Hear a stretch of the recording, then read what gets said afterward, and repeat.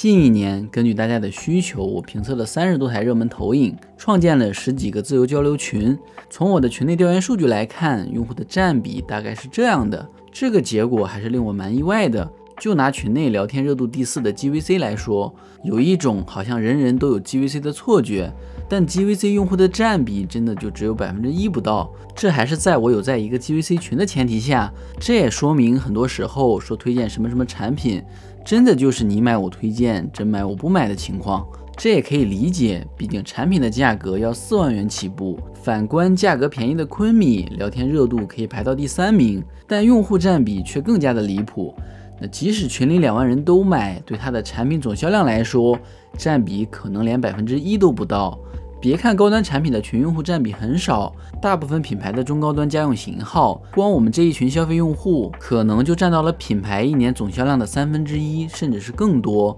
因为很多中高端家用产品的月销量可能就只有几十台。你说这和我的视频关系大吗？我最开始的几个视频做的都是 GVC， 也一直表示坚果是我自用的产品之一，并且我做了10期以上的对比视频去介绍坚果。但事实是，群里的微达用户和坚果用户的占比是这样的。明基我也同样做了4期视频，目前买单较多的也只有最贵的 W4000，这也是我唯一推荐的明基产品。优派 GK6 是我最不推荐的产品，但群里的用户也超过了50个。某东和某宝的评论数量可能还没有群里的购买用户多。GVC 我首发做了 N59， 时隔了半年，群里的 N59 用户也只有4个。但实际上 N59 绝对算得上是今年 GVC 线下卖的最好的一款产品。同样是3万元档位的产品，索尼 XW5000 我只做了不到1周，光群里的用户就下单了85台。目前一共帮大家组织了3次团购，销量最高的不是折扣力度最狠、价格最香的 F6， 也不是综合表现非常不错的微达坚果，而是1分回扣都没有的索尼 XW5000， 大概创造了300多万的流水。虽然这群爱好者折腾用户的占比很小，但绝对是目前最会选择也是最在意选对的一群用户。那广告视频对他们来说真的就是雷打不动。那这些数据还是仅供辅助给你参考。我想表达的是，我个人也只是一个普通用户。从数据上来看，大家看了我的视频后，更多的只是起到了辅助参考作用，实际还是都应该以自己的眼睛去收获。那下面我就整合我个人对每个产品的体验，以及我目前看到大家对这些产品的优缺点评价，希望能给你带来一些参考。首先是9000元档，可以买到大部分品牌的顶级产品。那这个档位的用户基本上也都是副歌用户，对产品也有着极高的要求。然后我就不念稿子了，然后就和大家好好聊聊这几款产品我的一些看法。那这几台无论你是买哪一台，它都是一个旗舰级别的产品。那目前热度最高或者说你的口碑最好的就是这个 WiDA 的 C1 Pro， 那大家都觉得这个东西是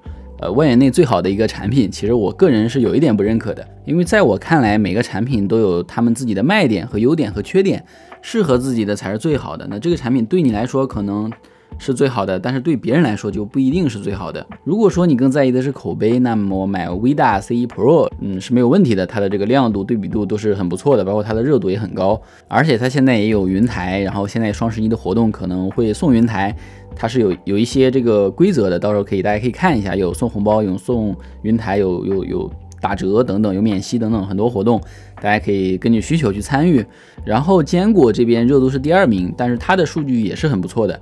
它的色彩亮度是非常高的，所以说我个人是比较偏这个机器的，因为它比较新，加上它确实它的色彩亮度很高，可能也是因为我喜欢用那个徕卡鲜艳模式吧，那个模式的层次感也会更好，色彩亮度也会更高。这个产品自己它就有云台，那所以这个就看你自己的需求了，就不用再配云台嘛。这些机器如果说你不放到一起去对比的话，单看哪一台都是很优秀的。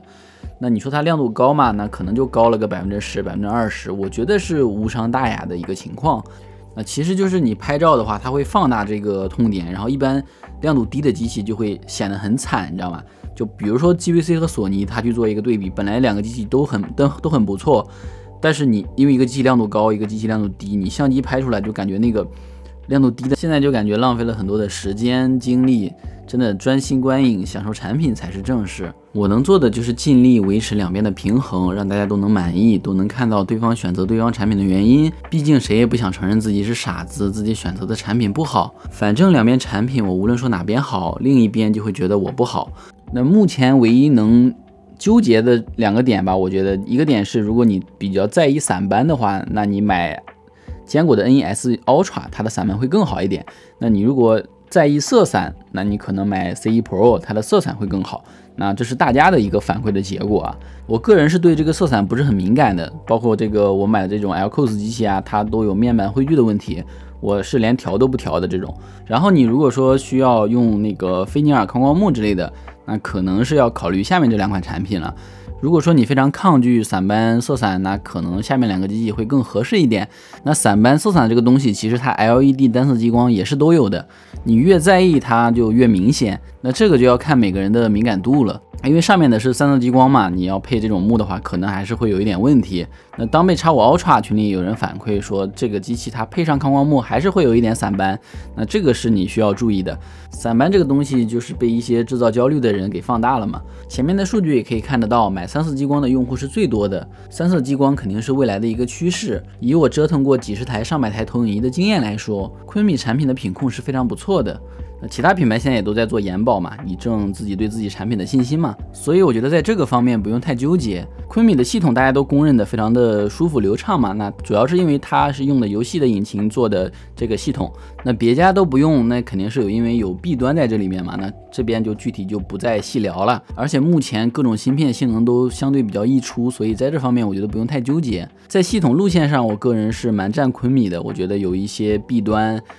带来这么好的体验是值得的。那这款产品有两个比较致命的缺点，第一个是对比度，你现在如果想找一台比它对比度低的投影还是蛮难的。第二点是它的锐化拉得非常的激进，那还是说对一些不懂画质的人，他可能觉得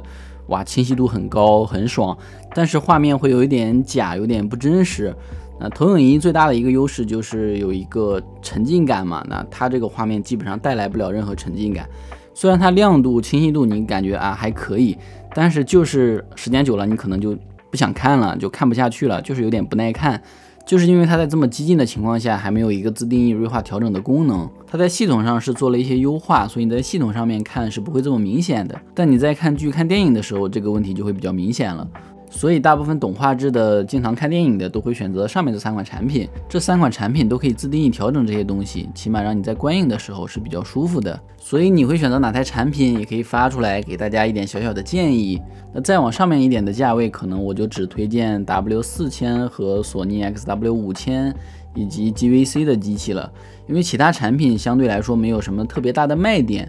有些产品你可能多花了100%的钱，也就只提升了一点点的质感，甚至有些方面还会倒退，因为这些产品也都没有双11活动，什么时候都可以买呢，这里就不再细讲了。然后是6000元档，这个价位可以买到 4K， 算是很香，有着极高性价比的档位。这个价位基本上很接近旗舰，我觉得除了亮度应该没有什么太大的差异。所以你觉得哪台参数更香，或者说你更在意色散，那你就买海信；更在意散斑，那你就买坚果 S Pro。然后就是价格，你感觉哪台性价比更香，也欢迎在弹幕和评论区里交流。3000这个档位大多都是为了追求生活，或者说对产品的体积有着更高的要求。这个价位我只做过一期视频，相对来说没有特别多的经验，个人感觉这个价位亮度可能会稍微重要一点，大家也可以根据自己的预算或者参数进行选择。你会选择什么产品，或者有什么更好的建议可以分享到评论区，无论什么产品都可以。认可最多的几个建议，我也会准备一些 IMAX 的小礼物。一个真正为自己纠结选择过再用的人，才可能会给你一个更好的建议。OK， 那以上就是本期视频的全部内容了，希望对你的双11能提供一点帮助。如果做的还不错，可以给我一个免费的3连。那么感谢各位的观看，我们下期再见。